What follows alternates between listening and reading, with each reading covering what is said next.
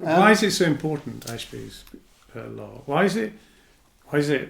It trips up everything, doesn't it? Well, it trips up our way of thinking. Yeah. It trips up the reductionist that we'll specialise. And yet it's obvious the world is getting more and more perturbed, or whatever the word is. More stuff going on than ever before. And yet we're trying to specialise down, which is madness, isn't it? Madness. It is madness. So my visual tool for this is the toy Jenga.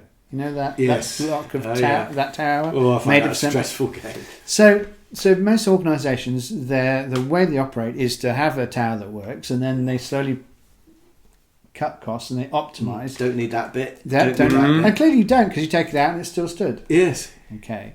But when you start that game, the tower is as stable as it ever is. Yeah. And every step through the game, you make it less stable.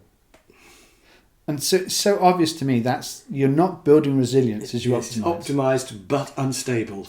And when boom, it falls. Yeah. And there's this moment of like, we've put a new IT system in.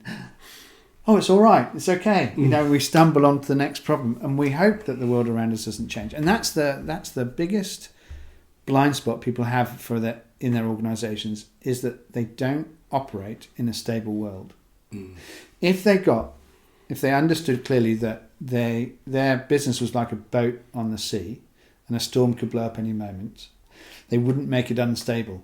Yeah, they wouldn't do Jenga. They wouldn't. They'd have more. They wouldn't do Jenga. But it's so easy to think we don't need that at the moment. Let's cut it. Yeah. And there's no reason that I can see on the horizon for that. So let's get rid of it. That's right. And that's lack of imagination. You don't know what's around the corner. But equally, if you look at the bureaucrats, the bureaucratic model of work and the leadership, they say, well, it's just a no-brainer. I benefit.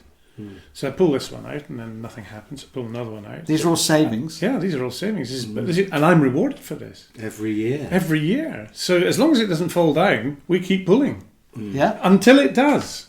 Yes. And then it's not a revisionary position. That's it. What do they call it in aerospace? They call it